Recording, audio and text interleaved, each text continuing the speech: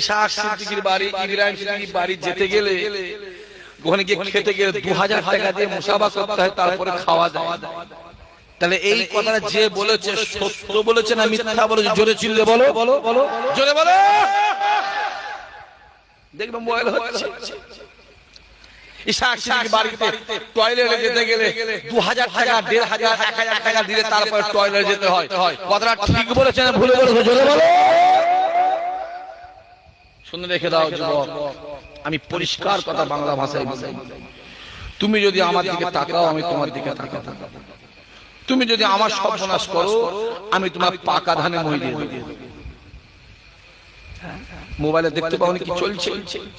তারপরেও বলবো আমার ভাইগুলো, আমার ছেলেগুলোকে, আমার যুবকগুলোকে, বাপগুলোকে বলবো, এখান থেকে দাদা হয়েছে, দেখো এখান থেকে যে চোখ দিয়ে ইসহাক সিদ্দিকী বলছে, যে চোখ দিয়ে দাদা হুজুর দেখেছি, ওই চোখ দিয়ে পৃথিবীর কোনো আল্লাহর ওলিকে দেখতে চাইনি। সমস্ত ওলিকে সম্মান দিই, সমস্ত ওলির পায়ে ধুলো, পায়ে ধুলো আমার মাথায়, সমস্ত ওলিকে ভালোবাসি। কিন্তু আমার দাদা হুজুর দেখেছি, আমি আর অন্য কোনো ওলি দেখতে চাইনি, কারণ আমার দাদা হুজুর হলো জামানার মুজাহিদ। জোরে হবে না?